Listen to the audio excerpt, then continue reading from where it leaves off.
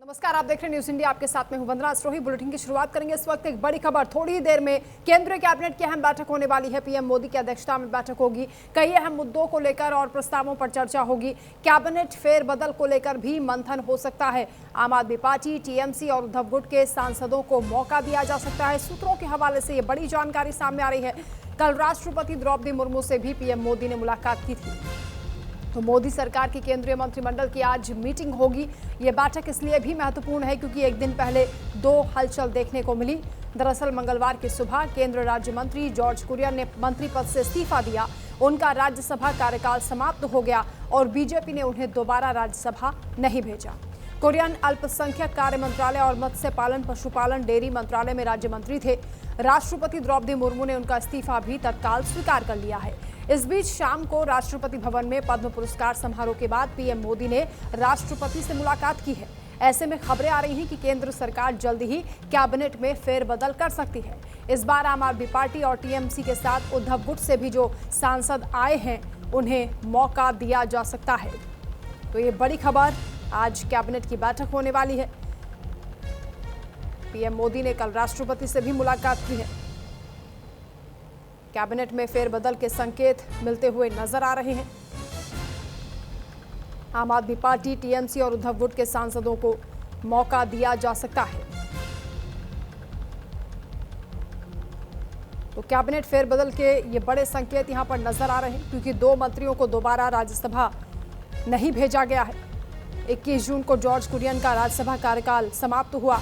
उन्होंने मंत्री पद छोड़ दिया। इधर रवनीत सिंह बिट्टू का कार्यकाल भी खत्म हो गया है। हालांकि उन्होंने अभी तक इस्तीफा नहीं दिया है।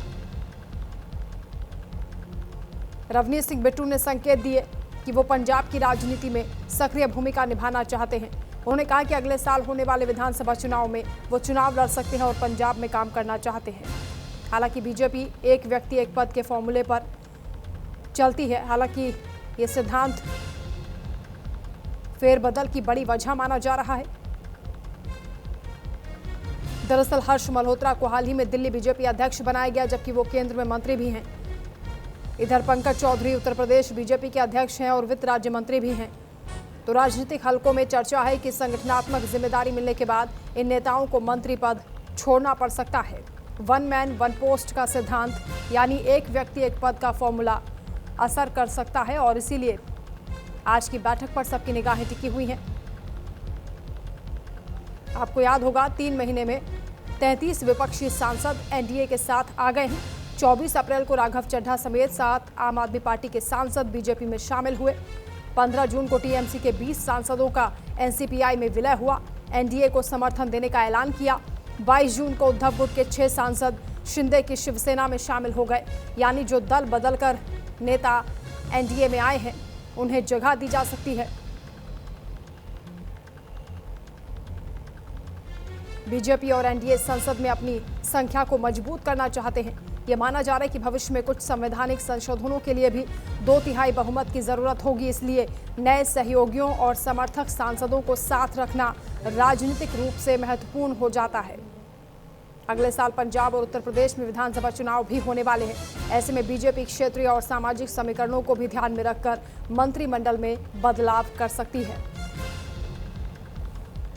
तो बड़ी बैठक थोड़ी देर में केंद्रीय कैबिनेट की होने जा रही है। ये माना जा रहा है कि कैबिनेट में फेरबदल हो सकता है। आम आदमी पार्टी, टीएमसी और उद्धव गुट के जो बागी सांसद आए हैं उन्हें मौका दिया जा सकता है। कल पीएम मोदी ने राष्ट्रपति द्रौपदी मुर्मू से मुलाकात भी की थी। उसके बाद ये अटकलें और ज्यादा तेज हो गई हैं। देखना होगा कि इन अटकलों पर क्या विराम लगता है या फिर इन अटकलों को इस बैठक के बाद बल मिलता है। कल ही केंद्रीय राज्य मंत्री जॉर्ज कुरियन ने मंत्री पद से इस्तीफा दिया। उनका राज्यसभा कार्यकाल समाप्त हो गया है और बीजेपी ने दोबारा उन्हें राज्यसभा नहीं भेजा है। आंचल यादव फोनलाइन पर संवाददाता हमारे साथ जुड़ रही हैं। आंचल, क्या हलचल है? थोड़ी देर में केंद्रीय कैबिनेट की ये बैठक होने वाली है और फेरबदल को लेकर भी कहा जा रहा है कि चर्चा हो सकती है।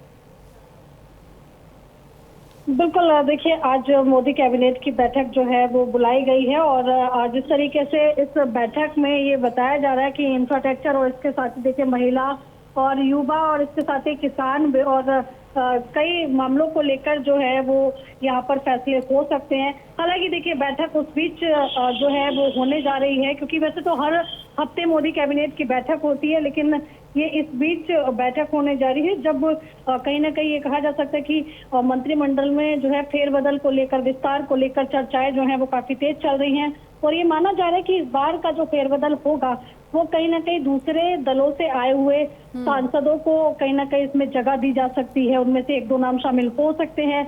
इसके साथ ही ये भी माना जा रहा है कि उन राज्यों के नेताओं को, सांसदों को प्रमुखता जो है वो यहाँ पर उनको प्रमुखता पे रखा जाएगा, जो कि कहीं ना कहीं चुनावी राज्य है, चाहे हम उत्तर प्रदेश की बात करें या फिर देखिए पंजाब की बात करें। इसके साथ ही देखिए और पंजाब के अलावा अगर हम उत्तराखंड की बात करें और इसके साथ ही गुजरात की बात करें, तो ये तमाम वो राज्य रहेंगे जिनको खास करके फोकस उन पर रखते हुए जो है यहाँ पर फैसले हो सकते हैं। और सबसे बड़ी बात यह है कि भारतीय जनता पार्टी के संगठन में भी बदलाव होना है, तो कई ऐसे वरिष्ठ हैं जिसमें चाहे अरुण सिंह जी की बात की जाए या फिर देखिए तरुण चुग जी की बात की जाए, विनोद तावड़े जी की बात की जाए, ये वो चेहरे हो सकते हैं जिनको केंद्र में लाया जा सकता है। इसके साथ ही उत्तर प्रदेश से भी कुछ दलित चेहरों को मौका मिल सकता है। तो यानी कि ये कहा जा सकता है कि इस बार का जो मंत्रिमंडल विस्तार है वो कहीं ना कहीं चुनावी राज्यों को ध्यान में रखते हुए, इसके साथ ही एनडीए के साथ में आए हुए सांसदों को भी यहाँ पर जगह मिल सकती है। और हालांकि बात करें अगर मोदी कैबिनेट की,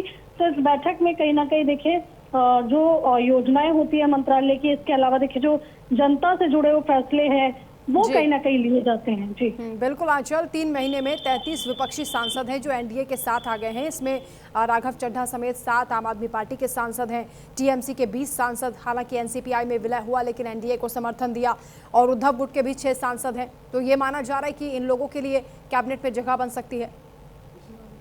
बिल्कुल, देखिए जैसा कि आपने देखा होगा कि जॉर्ज कुरियन का इस्तीफा हो चुका है, रवनीत सिंह बिट्टू का कार्यकाल जो है वो भी समाप्त हो चुका है, तो ये दोनों लोग हट सकते हैं। तरुण चुग को पंजाब के लिहाज से देखिए उनको मंत्री बनाया जा सकता है।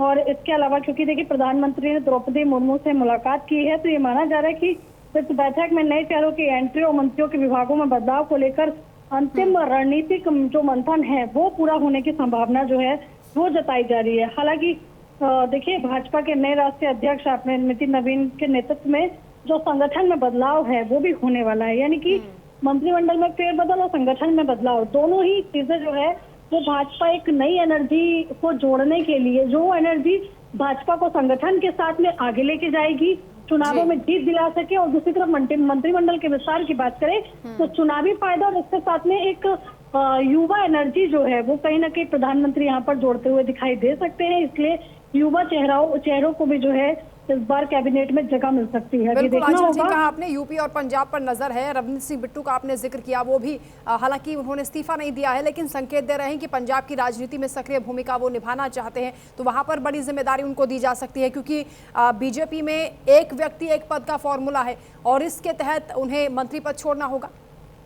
बिल्कुल, मंत्री पद उनको मंत्री से देखिए वो इस्तीफा दे सकते हैं, लेकिन संगठन के तौर पर उनको बड़ी जिम्मेदारी जो है वो पंजाब में दी जा सकती है, क्योंकि आपने देखा होगा कि कल ही नितिन नवीन जो है वो पंजाब से जो है वापस लौटे हैं। और पंजाब में भी ये माना जा रहा है कि संगठनात्मक कई बैठकें हुई थी, जिसमें चाहे रणदीप सिंह बिट्टू की बात करें, उनको कोई अहम जिम्मेदारी दी जा सकती है संगठन में, मंत्री पद से वो इस्तीफा देंगे।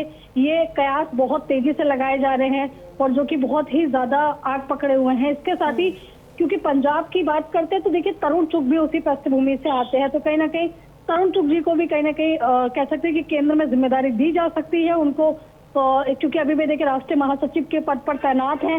इसके साथ ही देखिए अगर हम अरुण सिंह की बात करें, उनको भी जिम्मेदारी मिल सकती है।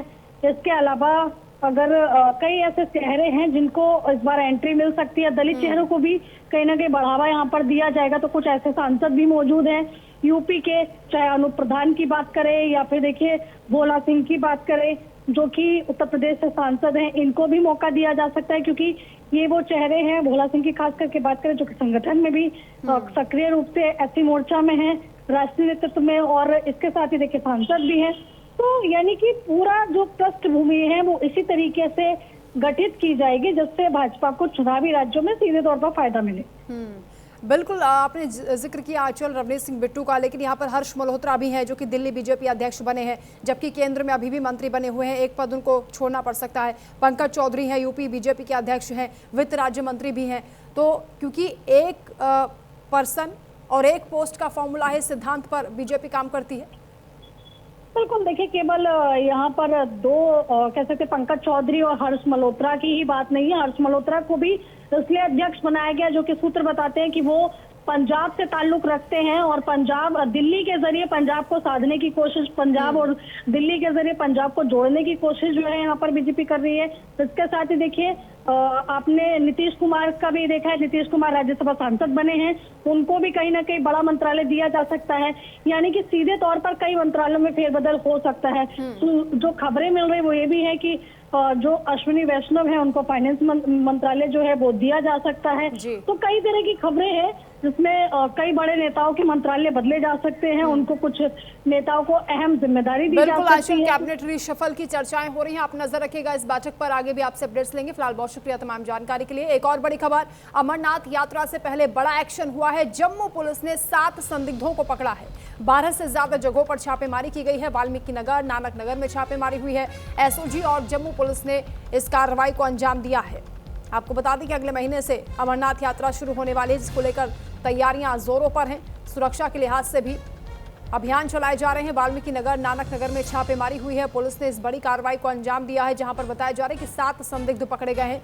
आतंकी साजिश को नाकाम किया गया है। एसओजी और जम्मू पुलिस ने संयुक्त रूप से कार्रवाई की है। संवाददाता दिनेश इस वक्त हमारे साथ जुड़ रहे हैं। दिनेश, क्या अपडेट है?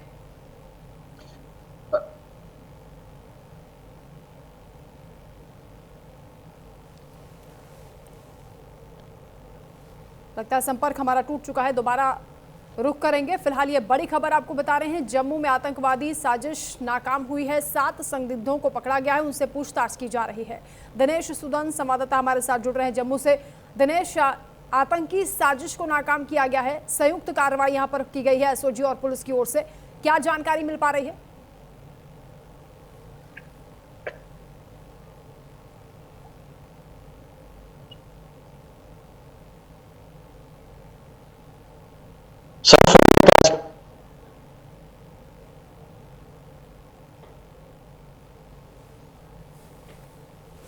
तो बड़ी खबर इस वक्त आपको बता रहे हैं, जम्मू में अमरनाथ यात्रा से पहले ये बड़ी कार्रवाई को अंजाम दिया गया है।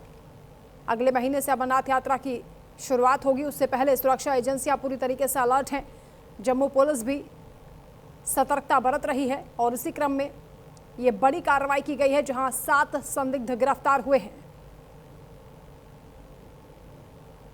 अब इनसे पूछताछ की जा रही है। किसी बड़ी साजिश को अंजाम देने की फिराक में थे, उससे पहले ही इन नापाक साजिशों को नेस्तनाबूद किया गया है। 7 संदिग्ध पकड़े गए हैं, इनकी पहचान की जा रही है, इनसे पूछताछ हो रही है। कैसे यहां तक पहुंचे, किसके नेटवर्क से मिले हुए हैं, इन सभी पहलुओं पर सवाल किए जा रहे हैं। बड़ी कामयाबी सुरक्षा कर्मियों को मिली है। अमरनाथ यात्रा से पहले ये बड़ा एक्शन हुआ है। बड़ी जानकारी इस वक्त आप तक पहुंचा रहे हैं। जम्मू पुलिस ने 7 संदिग्धों को पकड़ा है।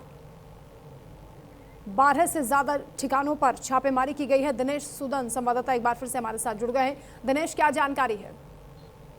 जी, आपको बता दें कि सुबह लगभग 7 बजे के आसपास जो है जम्मू कश्मीर की एसओजी टीम की तरफ से ये 12 जगहों पर छापेमारी की गई है और लगभग 7 लोगों को हिरासत में लिया गया है। ये छापेमारी जो है जम्मू के नाना नगर, वाल्मीकि चौक और आसपास के कई इलाकों में जो है वो की गई है, क्योंकि लगातार सुरक्षा एजेंसियों को इनपुट्स मिले थे कि अमरनाथ यात्रा में जो है आतंकी जो है खलल डाल सकते हैं। उसी को लेकर जो है सुरक्षा व्यवस्था जो है काफ़ी कड़ी की गई है। लगातार सुरक्षा एजेंसियाँ जो है हर जगह जो है नज़र बनाए हुए। अगर बात की जाए तो जम्मू के तमाम इलाकों में जो है किराएदार जो है रह रहे हैं, उनकी वेरिफिकेशन की जा रही है और इसी कड़ी में जो है आज सुबह जो है 7 जगहों पर छापेमारी की गई थी, जिसमें लगभग 12 जगहों पर छापेमारी की गई थी, जिसमें लगभग 7 लोगों को जो है हिरासत में लिया गया है। जी ठीक है, बहुत शुक्रिया दिनेश आपका तमाम जानकारी के लिए। एक और बड़ी खबर पुणे में, जहां केतन हत्याकांड को लेकर बड़ा पर्दाफाश हुआ है। केतन की मंगेतर सिया ने ही पूरी साजिश रची थी।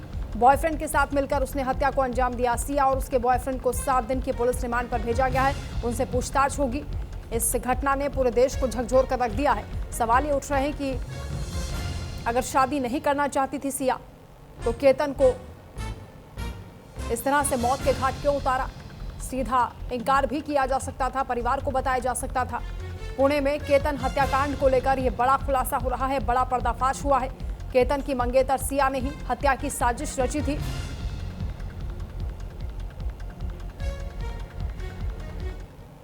केतन मर्डर केस में एक और बड़ा खुलासा हो रहा है। सिया और चेतन के बीच 6 महीने तक बातचीत हुई। प्रेमी चेतन के संपर्क में थी सिया। फोन पर 2004 बार आपस में उन्होंने बातचीत की है। सिया और चेतन के बीच 238 घंटे बात हुई है। तो 6 महीने से सिया और चेतन बातचीत कर रहे थे। बॉयफ्रेंड के साथ मिलकर ही उसने इस पूरी वारदात को अंजाम दिया है। इससे पहले भी 2 बार कोशिशें की गई थी, लेकिन सिया नाकाम रही। ये खबरें सामने आ रही हैं, लेकिन इस बार उसका वार नहीं चूका और प्रेमी चेतन के साथ मिलकर उसने अपने मंगेतर की हत्या कर दी। सोनम रघुवंशी जैसा ये मामला सामने आ रहा है। तो बड़ी खबर आपको बता दें, केतन मर्डर केस में ये बहुत बड़ा खुलासा हो रहा है। मंगेतर को खाई में गिराया, धक्का दिया। इससे पहले भी वो ऐसा अटेम्प्ट कर चुकी थी। केतन के परिवार वालों की तरफ से यह जानकारी दी जा रही है।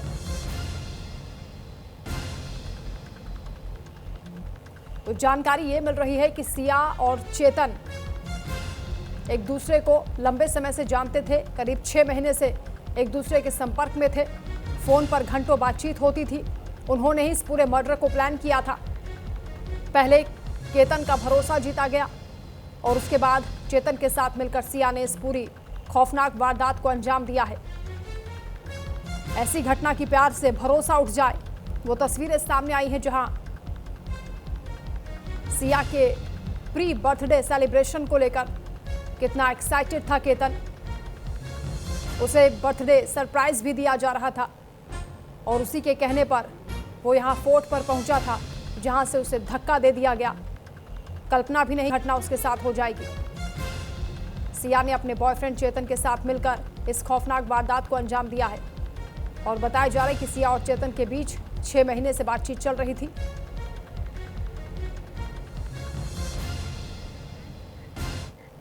तो पुणे में सोनम रघुवंशी जैसा केस सामने आया है। केतन की मां का मंगेतर सिया पर गंभीर आरोप है। सिया ने मेरे बेटे केतन को पहाड़ से धक्का दिया, मेरे बेटे को 400 फीट खाई में धक्का दिया है। केतन की मां यह आरोप लगा रही हैं कि सिया ने प्रेमी के साथ मिलकर इस पूरी साजिश को रचा है। केतन के परिवार के लोग सिया पर आरोप लगा रहे हैं, क्योंकि इससे पहले भी केतन को धक्का दिया गया था, लेकिन उस दौरान सिया ने कहा था कि वहां पर सांप था, इसलिए उसने धक्का दिया। वो जोर से चिल्लाई थी, जिसके बाद केतन ने उसकी बात पर भरोसा कर लिया था। लेकिन दूसरी बार संभलने का मौका केतन को नहीं मिला।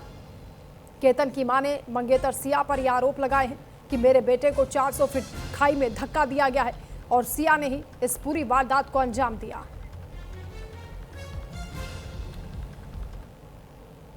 उनकी फरवरी में मंगनी हुई थी, उसके बाद से कुछ ना कुछ चल ही रहा था। वो बार बार कभी उनका बाली कैंसिल होता था, पासपोर्ट चोरी हो जाता था। पहले 31 मई को लोहगढ़ फोर्ट गए घूमने के लिए, लेकिन बाली कैंसिल होने के बाद, पहले भी ये कैंसिल होने के बाद फिर ये 14 को गए। 14 को मुझे कल वहां पता चला कि उसने खुद ने उसको धक्का मारा, जिसकी वजह से केतन पीछे सरक गया और पीछे एक पेड़ था, पेड़ का सहारा लेके वो बच गया। बचने के बाद उसने इमीडिएटली नाटक किया कि सांप आ गया, सांप आ गया, सांप आ गया और मैंने तेरे को बचा लिया। फिर इमीडिएटली उसने फिर बोला 18 तारीख को मेरे को फिर लोहगढ़ जाना है। जैसे ही अभी पुलिस इन्वेस्टिगेशन से पता चल रहा है, ये लड़का चेतन चौधरी टू व्हीलर गाड़ी जुपिटर से मार्केट यार्ड से वो लोहगढ़ वहां पहुंचा। उनके आगे 10-20 फुट, आगे पीछे 10-20 फुट ही वो दिख रहा है चलता हुआ। एक साथ ही ऊपर गए, दोनों ने मिलके उसके ऊपर किसी चीज का वार करके उसको ऊपर से नीचे फेंक दिया। यहाँ के ग्रामीण एसपी श्री संदीप सिंह जी गिल ने बहुत एक्स्ट्रा सपोर्ट करके हमको इमीडिएटली उसका पूरा डिटेल दिखाया और करके उन दोनों को कल रात को अरेस्ट कर लिया। लड़के को जो चेतन चौधरी है उसको कल रात को अरेस्ट किया और सिया को आज सुबह अरेस्ट किया और अरेस्ट करके अब उनको कोर्ट पे पेश कर रहे हैं। आज मेरा बेटा चला गया है, इसके पूरे जिम्मेदार सिया है और उसका बॉयफ्रेंड है। मैंने सिया को सब कुछ अपने बहू के जैसे माना था, उसने बहुत बड़ा मेरे को धोखा दिया है और मेरे को बहुत झूठ बोला है। देखा जाए तो अभी बहुत सारी चीजें बातें आ रही है, बहुत झूठ बोला है उसने मेरे साथ। एक बार आई है, एक बार तो पूजा पे आई हुई है, तो वो पूजा के हिसाब से आई थी तो अच्छे से रही हमारे साथ, और एक बार बर्थडे पे भी आई थी, 2-3 बार हमारे डिनर पे भी आई और तभी भी अच्छे से रही। हंसती खेलती रहने की, मैं कभी भी बात करने की तो वीडियो कॉल पे बात करने की, एकदम हंसते हुए बात करने की, कुछ भी नहीं था ऐसा, हमको कुछ डाउट भी नहीं आया। मैं बहुत बार उससे मिली, हमें बहुत बार शॉपिंग भी गए, हम लोग बहुत बार डिनर पे भी गए, कहीं नहीं हमको डाउट आया कि सिया ऐसी लड़की है। नहीं, उसको मौत की सजा चाहिए, उसको, उसके भाई को भी, उसके बॉयफ्रेंड के भी, उसके माँ को भी, उसके बाप को भी। बहुत ज्यादा है, बहुत ज्यादा। हम लोग तो आंसू नहीं रुक रहे हमारे, हम लोग 4 दिन से घर में सोए नहीं है। खबरों में आगे बढ़ेंगे। मुंबई से बड़ी खबर, जहां मानसून की जोरदार दस्तक हुई है। पहली ही बारिश में पूरी मुंबई डूब गई है। बारिश मुसीबत लेकर आई है, जगह जगह भारी जलभराव की तस्वीरें सामने आ रही हैं। मुंबई के निचले इलाकों में पानी भर गया है। अंधेरी सबवे में जलभराव से यातायात प्रभावित हुआ है। तस्वीरें आपके सामने हैं। मुंबई लोकल भी 10 से 15 मिनट देरी से चल रही है। बांद्रा, अंधेरी, गोरेगांव, मलाड में जलभराव की तस्वीरें हैं। मौसम विभाग ने 26 जून तक बारिश का अलर्ट जारी किया है। तो मुंबई में आज भी भारी बारिश का अलर्ट है, रेड अलर्ट जारी हुआ है। संवाददाता विधि सिंह इस वक्त हमारे साथ लाइव जुड़ रहे हैं मुंबई से। विधि, अभी कैसा मौसम वहां पर है और क्या स्थितियां बन गई हैं, क्योंकि पहली ही बारिश मानसून की हुई है और हर जगह जलभराव की तस्वीरें सामने आ रही हैं। जी, देखा जाए तो बारिश आ तो चुकी है और ऐसे में कहा जा रहा था कि इस बार अल नीनो के कारण बारिश कम होने वाली है, लेकिन देखा जाए जिस तरीके से आते ही बारिश की स्थिति देखें तो काफी ज्यादा जलभराव हो चुका है। और ऐसा ये पहली बार नहीं हुआ है, ये इससे पहले भी मुंबई अक्सर जो 1-2 दिन की बारिश में ही भर जाती है। और जैसे कि आपने बताया, रेड अलर्ट जारी हुआ है। और वहीं आज जो मुंबई की महापौर रीतू तावड़े हैं, मेयर, वो यहाँ पर दादर में दौरा करने आई थी, क्योंकि दादर के जो स्वामी नारायण है वहां पे भी पानी जलभराव हो चुका था, नाले बहुत जल्दी भर जाते हैं और ऐसे में लोगों की जो यातायात है वो काफी ज्यादा प्रभावित हो जाती है। ऐसे में उन्होंने भी मतलब स्थिति का जायजा लिया और जहां पर वो कह रही थी कि हम इसे ठीक करने की कोशिश कर रहे हैं, वहीं ये ऐसा पहली बार नहीं है। यहाँ तक कि अंधेरी का जो सबवे है वो भी काफी ज्यादा जल्दी भर जाता है। इसके कुछ 2 दिन पहले ही जब हम अपनी दूसरी रिपोर्टिंग स्टोरी के लिए जा रहे थे, तब उस दौरान हमने परेल में देखा था कि वहां पर कुछ ही मिनटों में बारिश की वजह से जो नाले हैं, सड़कें हैं, वो पानी की वजह से भर चुके थे। और ऐसे में देखा जाए तो ये सब स्थिति देखने के बाद सवाल खड़े होते हैं कि आखिर बीएमसी काम किस तरीके से कर रही है, क्योंकि बीएमसी अक्सर लोगों पर जब मीडिया से बातचीत होती है तब उस दौरान उनको आश्वासन दिलाया जाता है कि हम काम अच्छे से कर रहे हैं। जो बीएमसी वर्कर हैं वो उस पर लगे हुए हैं, नाले सफाई हो रही है, पेड़ की कटाई हो रही है और जो नाले गटर हैं जो एक्स्ट्रा मतलब भरे हुए हैं उन्हें साफ किया जा रहा है। एक तरीके से देखा जाए तो जो स्थिति अभी बनी हुई है इससे सवाल खड़ा होता है और ऐसे में ये भी काफी ज्यादा प्रश्न उठते हैं कि बीएमसी में काम तो बहुत हो रहे हैं, लेकिन जब पानी भर जाता है तब उस दौरान उनकी जो असलियत है वो सामने आती है। वही विपक्ष भी इस पर लगातार सवाल खड़े कर रही है और ऐसे में वो भी कह रहे हैं कि काम आप लोग कर तो रहे हैं लेकिन कुछ दिख नहीं रहा है और ये महायुति की जो सरकार है इसमें हर चीजों की दिक्कत हो रही। जो मुंबई कर है वो भी काफी ज्यादा इसमें परेशान है और ऐसे में जो आज के 1 ही 2 दिन की बारिश में ही जो मुंबई है वो पूरी तरह भर चुकी है, जलभराव हो चुका है। परेल हो, दादर हो, अंधेरी हो, मलाड हो और ऐसे में देखा जाए तो जो लोगों का यातायात है वो काफी ज्यादा प्रभावित हो रहा है। जी बिल्कुल विधि, चाहे रेलवे ट्रैक हो या सड़कें हो, हर तरफ जल जमाव की तस्वीरें सामने आ रही हैं। चाहे फायर ब्रिगेड की गाड़ियां हो या दफ्तर जाने वाले लोग हो, स्कूली बच्चे हों, हर कोई जूझ रहा है इन समस्याओं से। बीएमसी की तैयारी को लेकर सवाल उठ रहे हैं, क्योंकि पहली ही बारिश में अगर ये हालात हैं तो अगर दोबारा बारिश होगी तो फिर क्या सूरत हाल होगा? जी, अब ये तो काफी ज्यादा बुरा होगा, क्योंकि अब जिस तरीके से बारिश हो रही है और अभी तो फिलहाल के लिए जून की शुरुआत है, अभी तो जुलाई, अगस्त, सितंबर सब बाकी है और ऐसे में अगर ऐसे ही लगातार बारिश चलती रही तो कहीं ना कहीं जो जल भराव की समस्या है वो काफी ज्यादा उग्र भी हो सकते हैं और ऐसे में यातायात तो काफी ज्यादा प्रभावित होती है, क्योंकि जब सड़कें भर जाती हैं तो लोग अक्सर ट्रेनों का इस्तेमाल करते हैं। लेकिन हमने ऐसा देखा है कि जब बारिश बहुत ज्यादा मुंबई में होती है तब जल भराव ट्रैक पे भी हो जाते हैं, जिसकी वजह से जो लोकल ट्रेन है वो ठप पड़ जाती है। और ऐसे में सवाल प्रशासन पे उठते हैं कि आखिर काम किस तरीके से हो रहा है, क्योंकि काफी बड़े बड़े बजट पास होते हैं और बजट इस तरीके से पास किया जाता है कि जो जल भराव की समस्या है वो ना आए, पेड़ कटाई को लेकर इस पर काम किया जाता है और नाले सफाई को लेकर काम किए जाते हैं। इस बार भी जब मेयर रितु तावड़े हैं वो हर जगह का जायजा ले रही थी, सारे बीएमसी वर्कर्स के साथ वो हर कामों को वो देख रही थी किस तरीके से हो रहा है। उन्होंने जगह जगह पर जाकर उन्होंने मुआयना भी किया था। लेकिन अब ये सवाल उठता है कि जब भी पानी बारिश होती है तब उस दौरान जल भराव होते ही हैं और ऐसे में ये लगातार सवाल उठते हैं कि बीएमसी अपने कामों में और अपने चीजों में सक्सेसफुल नहीं रहती। जी बिल्कुल, विधि को स्थायी समाधान इसका क्यों नहीं निकाला जाता? सरकारें भले ही बदल जाती हैं लेकिन जो तस्वीर सामने आ रही है वो नहीं बदलती है। हर साल जब जब बारिश होती है इसी तरीके से सड़कों पर जल जमाव की स्थिति बन जाती है, लोग परेशान होते हैं। शुक्रिया फिलहाल आपका विधि तमाम जानकारी के लिए। खबरों में आगे बढ़ेंगे। लखनऊ से बड़ी खबर है। लखनऊ हादसे को लेकर एलडीए की जांच लगातार जारी है। दोषी अधिकारियों पर कार्रवाई की गई है। एलडीए की जांच समिति ने सिफारिश की है। एलडीए की जांच में 18 अधिकारी दोषी पाए गए हैं। लखनऊ विकास प्राधिकरण की 5 सदस्यीय टीम मामले की जांच कर रही है। जांच समिति ने रिपोर्ट भेजी है। तो ये बड़ी खबर इस वक्त सामने आ रही है। एलडीए अधिकारियों की ओर से रिपोर्ट दी गई है जिसमें जांच की गई है कि मौके पर किस तरीके से ये पूरा हादसा हुआ है, क्या लापरवाहियां रही हैं। एलडीए की जांच समिति ने रिपोर्ट भेजी है। इस वक्त ये बड़ी खबर आपको बता रहे हैं। लखनऊ विकास प्राधिकरण की नींद टूटी है इस हादसे के बाद और अब मुख्यमंत्री के निर्देश के बाद ये कार्रवाई देखी जा रही है।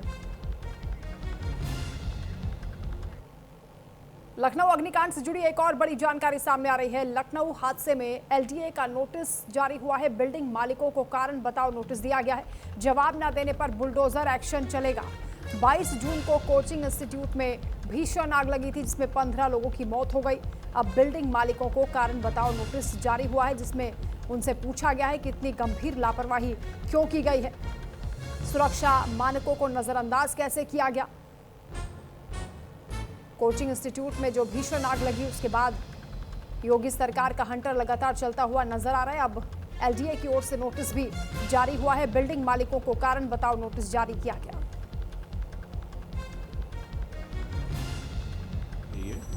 और 7 तारीख को उसकी हियरिंग शेड्यूल्ड है।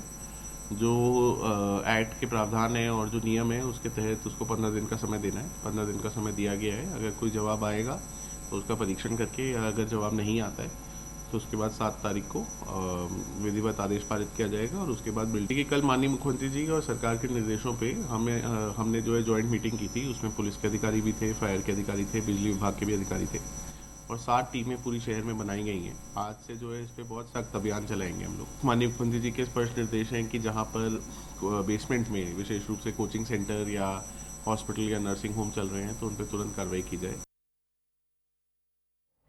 लखनऊ कोचिंग हादसे के बाद एलडीए की ओर से बड़ा एक्शन देखने को मिला है। एक रिपोर्ट आपको दिखाएंगे मौके पर किस तरीके से जांच पड़ताल की जा रही है।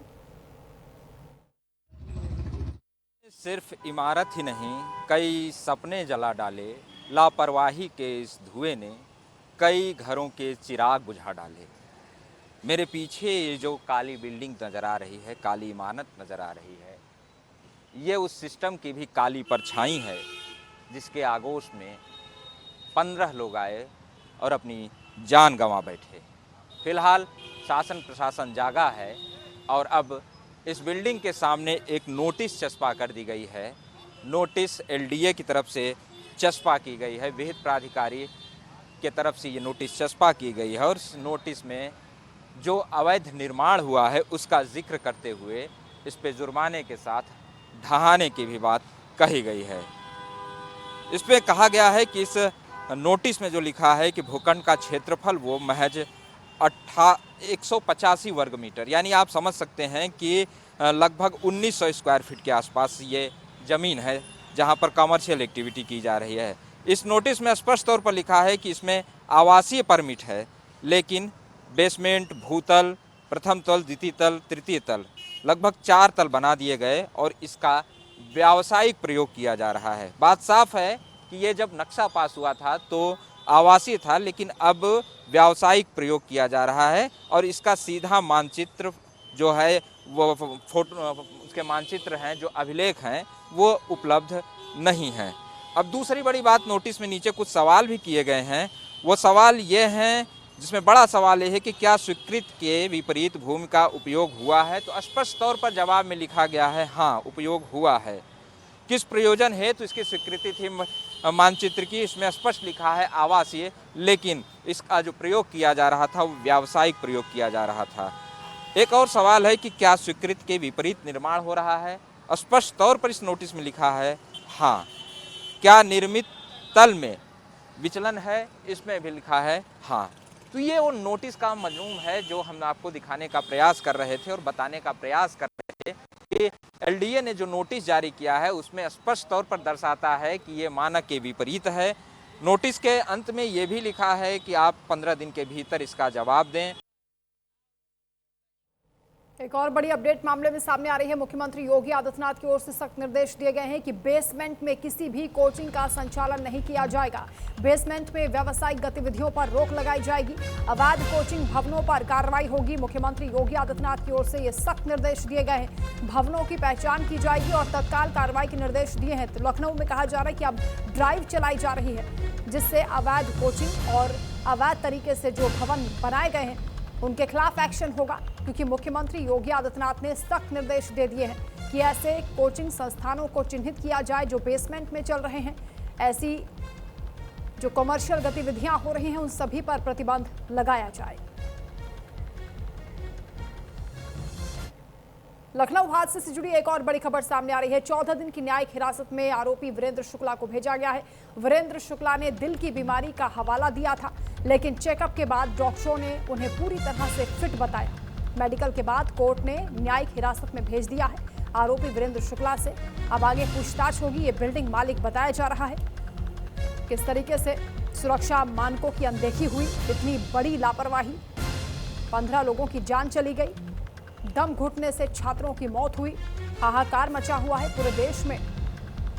इस घटना से नाराजगी है, लोग दुखी हैं, क्योंकि जो तस्वीरें सामने आई वो बेहद भयावह है।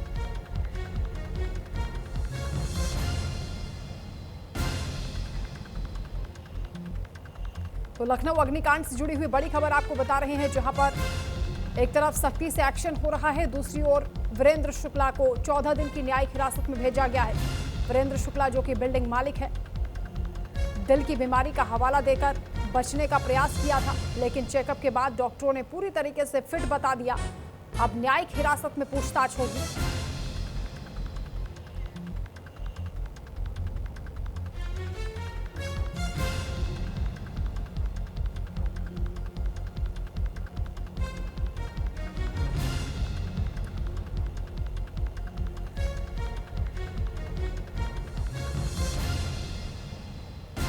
तो इस वक्त की बड़ी खबर आपको बता रहे हैं। लखनऊ अग्निकांड से जुड़ी हुई बड़ी अपडेट सामने आ रही है, जहां आरोपी वीरेंद्र शुक्ला को न्यायिक हिरासत में भेजा गया है। आगे पूछताछ होगी।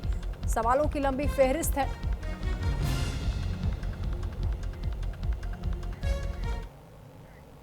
इस बीच एक बड़ी खबर सामने आ रही है। एक अंग्रेजी अखबार ने मध्य प्रदेश के मुख्यमंत्री मोहन यादव और उनके परिवार से जुड़े हुए जमीन के सौदों को लेकर खुलासे का दावा किया है, जिसमें कहा गया है कि सीएम बनने के बाद यादव परिवार ने उज्जैन में बड़े पैमाने पर जमीनों की खरीदारी की है।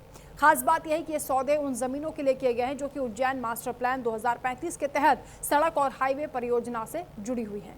हालांकि ये भी कहा जा रहा है कि जब मास्टर प्लान का अभी तक ऐलान हुआ है तो मोहन यादव मुख्यमंत्री उस दौरान नहीं थे। दिसंबर 2023 में जब वो मुख्यमंत्री बने तो जनवरी 2024 में इन परियोजनाओं का ऐलान हुआ। और एक सच ये भी है कि सीएम मोहन का परिवार लंबे समय से रियल एस्टेट के बिजनेस में काम करता आ रहा है। ऐसे में जमीनों के सौदों को लेकर शक की गुंजाइश बहुत ज़्यादा नहीं होती है, लेकिन जिस तरह से उनके सीएम बनने के बाद सड़क और हाईवे प्रोजेक्ट के आसपास की जमीनों की खरीदारी हुई है, सवाल उसे लेकर उठ रहे हैं। अब इसे लेकर सियासत भी गरमाई हुई है। हालांकि अखिलेश यादव जो कि समाजवादी पार्टी के मुखिया हैं, वो मोहन यादव का बचाव करते हुए दिखाई दे रहे हैं। आपको बता दें कि सीएम मोहन यादव को लेकर यह दावा किया जा रहा है कि उनके परिवार ने, उनके चचेरे भाइयों ने बड़े पैमाने पर उज्जैन में जमीनें खरीदी है। 2023 में मोहन यादव के मुख्यमंत्री बनने के बाद परिवार और रियल एस्टेट कंपनियों ने 137 प्लॉट अपने नाम से खरीदे हैं। कुल जमीन 168 एकड़ बताई जा रही है और 45 करोड़ का इसमें खर्च आया है। बाद में कुछ प्लॉट बेचने की बात भी सामने आई। 2026 के सौदों का रिकॉर्ड सरकारी साइट पर अपडेट भी नहीं किया गया और उसी को लेकर संदेह बढ़ता जा रहा है। आपको बता दें कि खतौनी रिकॉर्ड में जो नाम सामने आ रहे हैं उसमें खरीदारी मुख्यमंत्री की पत्नी सीमा यादव के नाम पर हुई, बेटे वैभव की पत्नी शालिनी यादव, भाई नंदलाल नारायण यादव और उनकी पत्नी रेखा यादव, नारायण के बेटे अभय यादव, चचेरे भाई गोविंद यादव, इन सब ने ज़मीनें खरीदी हैं। यानी जो खतौनी रिकॉर्ड है उसमें इनके नाम हैं। एक दूसरे चचेरे भाई हैं नीलेश यादव, उनके नाम से भी खरीदारी की गई है। तो मुख्यमंत्री मोहन यादव पर ये सवाल उठ रहे हैं, मुख्यमंत्री बनने के बाद किस तरीके से ज़मीनें उनके रिश्तेदारों ने, उनके परिवार के लोगों ने खरीदी हैं। उज्जैन में दरअसल जो मास्टर प्लान 2035 है, मई 2023 में ये जारी हुआ, तब मुख्यमंत्री मोहन यादव नहीं थे। 2004 से 2010 तक उज्जैन विकास प्राधिकरण के वो अध्यक्ष रहे। 2011 से 13 तक MPTDC के प्रमुख रहे। 2013 से उज्जैन दक्षिण सीट से विधायक रहे और सीएम बनने के बाद जनवरी 2024 में सरकार ने उज्जैन और उसके आसपास की जो नई सड़क है, हाईवे है, उसकी घोषणा की गई। परियोजनाओं से आसपास की ज़मीनों की कीमत बढ़ना तय माना गया। मुनाफे की वजह से निवेश फायदेमंद होगा, ये सोचकर परिवार ने ये ज़मीनें खरीदी। तो मोहन यादव परिवार के पास जो ज़मीन का दावा किया जा रहा है उसके मुताबिक खुद मुख्यमंत्री मोहन यादव के नाम पर 17 एकड़ ज़मीन है। उनकी पत्नी के साथ की कंपनी है सिद्धिविनायक देवफॉन्स प्राइवेट लिमिटेड, उसके पास 28 एकड़ ज़मीन है। पत्नी सीमा यादव के पास 11 एकड़, मंगल मूर्ति इंफ्रा के नाम से कुल 20 एकड़ ज़मीन खरीदी गई। बेटे वैभव के पास कुल 17 एकड़ ज़मीन है। बहू शालिनी यादव के नाम पर 10 एकड़ और चचेरे भाई नीलेश यादव और उनकी पत्नी के नाम पर 108 एकड़ ज़मीन रिकॉर्ड है। चचेरे भाई गोविंद के परिवार के नाम पर 47 एकड़ ज़मीन है। भाई नारायण के नाम पर कुल 19 एकड़ ज़मीन है। नंदलाल जो कि भाई हैं मुख्यमंत्री मोहन यादव के, उनके नाम पर 17 एकड़ ज़मीन है। बहन कलावती के नाम पर भी 17 एकड़ ज़मीन है। भतीजे अभय के नाम पर 16 एकड़ ज़मीन, भाभी रेखा के नाम पर भी 6 एकड़ ज़मीन है। और इसी को लेकर राजनीतिक प्रतिक्रियाएं भी सामने आ रही हैं, वो भी आपको सुनवाते हैं। जी पे जो एक आरोप लगाए गए वो पूरी तरह गलत है। भ्रम की स्थिति पैदा करने का प्रयास कांग्रेस और उनके नेताओं के द्वारा किया जा रहा है। मैं समझता हूं कि इसमें बिल्कुल भी सच्चाई नहीं है।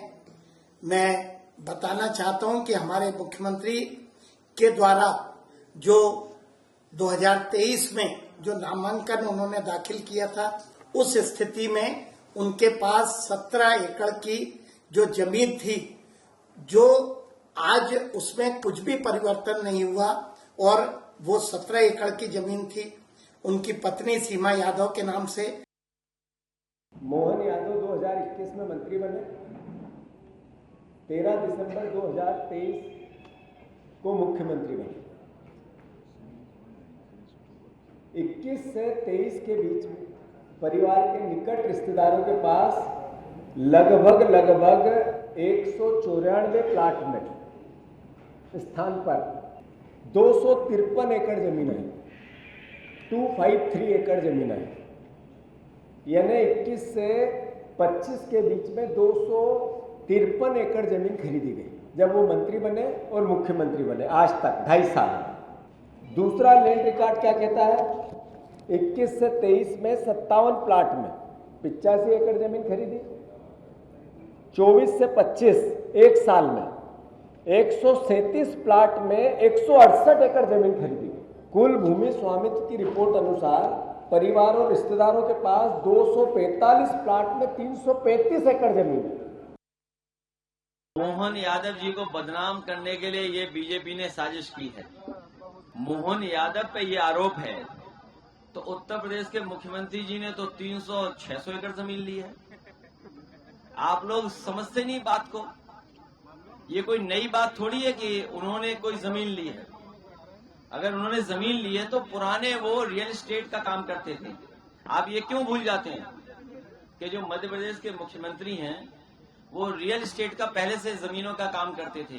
क्या ये बीजेपी नहीं जानती कि वो जमीनों के काम करते थे?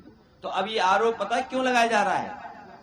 बीजेपी रास्ता ढूंढ रही है कि 3 मुख्यमंत्री कैसे बदलें। वो मुख्यमंत्री बदलना चाहते हैं, इसलिए आरोप लगवा रहे हैं कि उन्हें मध्य प्रदेश का मुख्यमंत्री हटाना है, राजस्थान का मुख्यमंत्री हटाना है, और इन 2 को इसलिए हटा रहे हैं कि उन्हें उत्तर प्रदेश के मुख्यमंत्री को हटाना है। एक और बड़ी खबर, मुख्यमंत्री मोहन यादव पर लगे आरोपों को लेकर कांग्रेस की ओर से प्रेस कॉन्फ्रेंस की गई है। पवन खेड़ा और जीतू पटवारी ने प्रेस कॉन्फ्रेंस की है, जिसमें सवाल उठाए गए हैं। कांग्रेस गंभीर आरोप लगा रही है, जो जमीनों की खरीद हुई है उसको लेकर मुख्यमंत्री मोहन यादव पर और उनके परिवारों पर आरोप लग रहे हैं। कांग्रेस की ओर से सवाल उठाए गए हैं, प्रेस कॉन्फ्रेंस की गई है, जिसमें जीतू पटवारी और पवन खेड़ा ने सीधे सीधे सवाल दागे हैं। हालांकि सवाल ये भी उठ रहे हैं कि जब पुराना कारोबार है, रियल एस्टेट का बिजनेस परिवार करता है, तो फिर जमीनों की खरीद को लेकर इतने सवाल क्यों? और सवाल ये भी कि अगर जमीन खरीद इस तरीके से हुई है तो क्या उसकी जांच होगी? संवाददाता पंकज वानखेड़े इस वक्त हमारे साथ लाइव जुड़ रहे हैं। पंकज, जब मुख्यमंत्री मोहन यादव सवालों के घेरे में है, उनके परिवार को लेकर भी कहा जा रहा है कि जो जमीनें खरीदी गई हैं वो इसलिए कि आने वाले वक्त में जब वहां पर निवेश होगा तो मुनाफा मिलेगा। हालांकि रियल एस्टेट का उनका बिजनेस है, लेकिन विपक्ष सवाल उठा रहा है। कांग्रेस की ओर से तो बाकायदा प्रेस कॉन्फ्रेंस भी की गई है।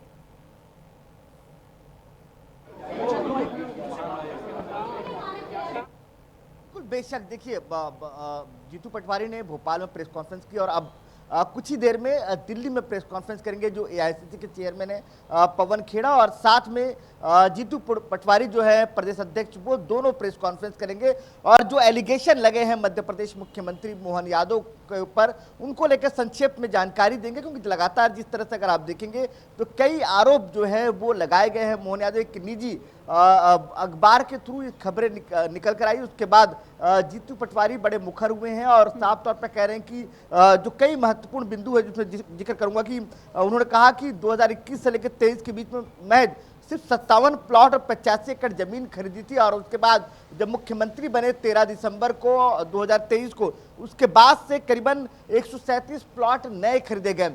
ये कहां से आया है और इसकी जानकारी क्यों नहीं है?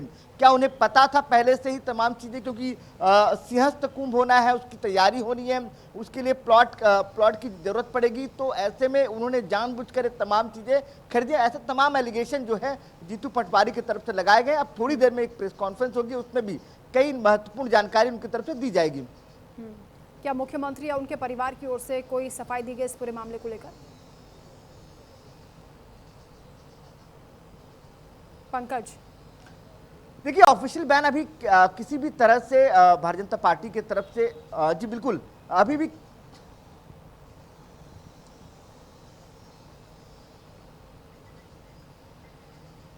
शुक्रिया पंकज आपका तमाम जानकारी के लिए। एक और बड़ी खबर का रुख कर लेते हैं। भरत तिवारी एनकाउंटर को लेकर बाबा बागेश्वर का बड़ा बयान सामने आया है। एनकाउंटर पर धीरेन्द्र शास्त्री ने सवाल उठाए कि सरेंडर किए व्यक्ति को संरक्षण मिलना चाहिए, किसी को इस तरह नहीं मारा जाना चाहिए। परिजनों से मिलने बिटौली गांव भी जाएंगे धीरेन्द्र शास्त्री। कहा कि अपराधी हो तो भी सजा न्यायपालिका को देनी चाहिए। एनकाउंटर पर सवाल उठाए हैं धीरेन्द्र शास्त्री ने और कहा कि किसी को इस तरह से मारने का अधिकार नहीं है। अगर कोई अपराधी भी है तो उसे सजा न्यायपालिका से ही मिलनी चाहिए। आपको बता दें कि पीड़ित परिवार से मिलने के लिए बिटौली गांव भी धीरेन्द्र शास्त्री जाएंगे। भरत तिवारी एनकाउंटर का मामला लगातार तूल पकड़ रहा है। कई राजनीतिक संगठन हैं, हिंदू संगठन है जो परिवार के सपोर्ट में आ गए हैं। महापंचायत का भी आयोजन आज किया जाएगा। सनातनी हिंदुत्व के लिए जीने वाला बालक, माताजी उसके बारे में भी हमने सुन लिया। हम विदेश में थे पर भारत आते ही उसके बारे में पूरा जाना कि बिहार का एक बालक जो हिंदुओं के लिए लड़ता था, सनातनियों के लिए लड़ता था, उसका नाम भरत तिवारी था। और उस पर जो है प्रशासन ने सरेंडर करने के बाद उसके ऊपर गोली चलाई, ये भी हमें पता है। उसकी जांच होनी चाहिए। यदि कोई अपराधी है, अगर वो अपराधी था तो उसको दंड न्यायपालिका से मिलना चाहिए था। अब जो हुआ उसकी विशेष स्तर पर वहां की सरकार, मुख्यमंत्री जांच करें ताकि किसी के साथ ऐसा लौट करके ना हो। एक सनातनी हिंदुत्व के लिए जीने वाला बालक माताजी उसके बारे में भी हमने सुन लिया। हम विदेश में थे पर भारत आते ही उसके बारे में पूरा जाना कि बिहार का एक बालक जो हिंदुओं के लिए लड़ता था, सनातनियों के लिए लड़ता था, उसका नाम भरत तिवारी था। और उस पर जो है प्रशासन ने सरेंडर करने के बाद उसके ऊपर गोली चलाई, ये भी हमें पता है। प्रशासन उसकी जांच होनी चाहिए। यदि कोई अपराधी है, अगर वो अपराधी था तो उसको दंड न्यायपालिका से मिलना चाहिए था। अब जो हुआ उसकी विशेष स्तर पर वहां की सरकार, मुख्यमंत्री जांच करें ताकि किसी के साथ ऐसा लौट करके ना हो। एक और बड़ी जानकारी भरत भूषण तिवारी एनकाउंटर को लेकर एक बड़ी खबर आ रही है। एनकाउंटर को लेकर बड़ी महापंचायत बुलाई गई है। आरा के बिलौटी गांव में कई संगठन जुटने वाले हैं। करनी सेना, हिंदू महासभा समेत कई संगठनों की इसमें भागीदारी होगी। परिजनों ने न्यायिक जांच पर सवाल भी उठाए हैं। प्रशासन इस महापंचायत को लेकर अलर्ट है। सुरक्षा के खास इंतजाम किए गए हैं। आरा के बिलौटी गांव में भरत भूषण एनकाउंटर को लेकर बड़ी महापंचायत आयोजित की जा रही है। इस महापंचायत में कई हिंदू संगठन पहुंच रहे हैं। करनी सेना, हिंदू महासभा समेत कई सामाजिक और धार्मिक संगठनों के भी प्रतिनिधि शामिल होंगे। इस बीच एनकाउंटर में शामिल पुलिसकर्मियों के खिलाफ भी एफआईआर दर्ज हुई है, जिसके बाद मामला और ज्यादा गर्मा गया है। परिजनों ने न्यायिक जांच पर भी सवाल उठाए हैं और निष्पक्ष कार्रवाई की मांग की है। महापंचायत को देखते हुए प्रशासन अलर्ट है। सुरक्षा के विशेष इंतजाम किए गए हैं। बताया जा रहा है कि दोपहर 12 बजे यानी कुछ ही देर के बाद महापंचायत के लिए लोग पहुंचना शुरू हो जाएंगे। परिजनों की ओर से यह आरोप लगाया जा रहा है कि यह फर्जी एनकाउंटर था।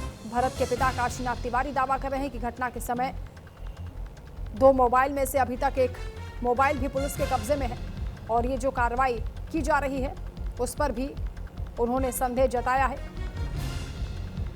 उनका ये कहना है कि अगर न्यायिक जांच सही दिशा में नहीं चलती है, उन्हें न्याय नहीं मिलता है तो पूरा परिवार आत्मदाह करेगा। इस तरह की भी वो धमकी दे रहे हैं। इस बीच एनकाउंटर को लेकर ये बड़ी महापंचायत बुलाई गई है क्योंकि कई सामाजिक संगठन हैं, हिंदू संगठन हैं और राजनीतिक संगठनों की ओर से भी परिवार का समर्थन किया जा रहा है, सपोर्ट किया जा रहा है। एनकाउंटर पर सवाल उठाए जा रहे हैं। सरेंडर करने के बाद भी आखिर गोलियां क्यों चलाई गई, ये पूछा जा रहा है। हालांकि इस मामले में पुलिसकर्मियों पर भी कार्रवाई हुई है।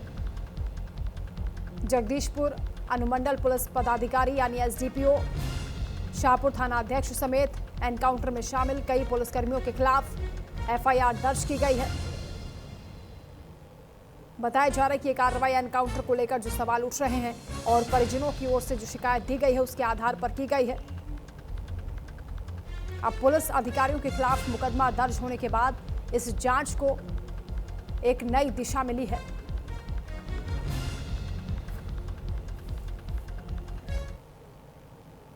होती है। जब हमारी गिरफ्तारी हुई थी तो गिरफ्तारी के बाद जो है, जब गिरफ्तारी हो रही थी तो गिरफ्तारी के दौरान जो है कदम कुआं थाना के एसएचओ महोदय ने हमें कहा था कि हम तुमको बर्बाद कर देंगे, रोड पे ला देंगे, भीख मांगने पर मजबूर कर देंगे। और लगभग कदम कुआं थाना के एसएचओ महोदय इसमें कामयाब हो गए हैं। हमें सिस्टम से न्याय की उम्मीद है, लेकिन अगर सिस्टम न्याय नहीं करता है तो ऊपर वाले से हमें उम्मीद है, अगर कोई न्याय नहीं करेगा, ऊपर वाले ईश्वर, प्रकृति हमारे साथ न्याय जरूर करेगा।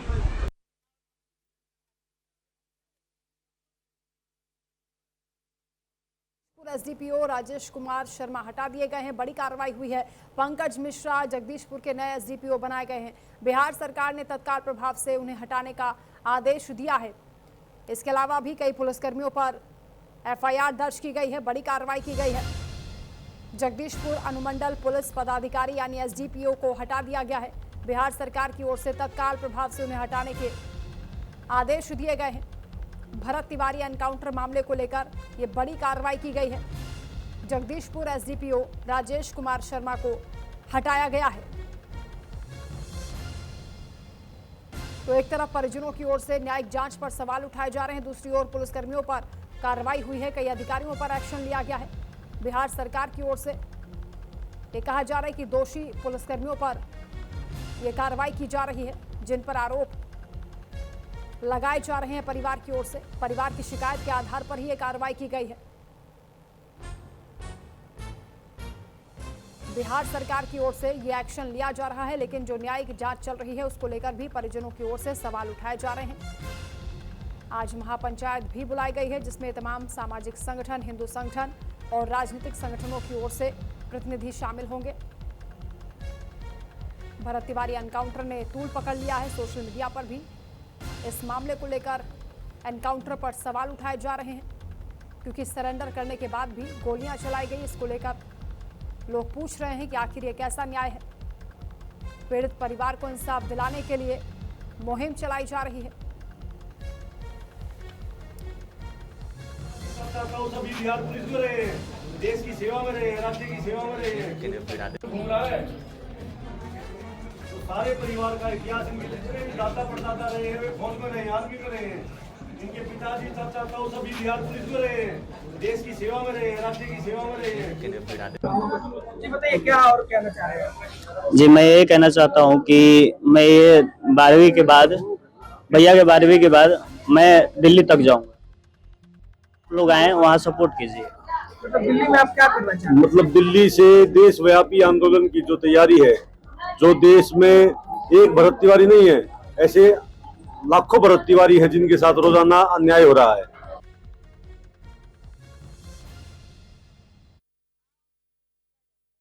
पर उसकी कार्रवाई को लेकर देखना होगा किस तरीके से आगे एक्शन होगा। फिलहाल इस बुलेटिन में इतना ही। खबरों का सिलसिला आगे भी जारी है। आप देखते रहिए न्यूज़ इंडिया।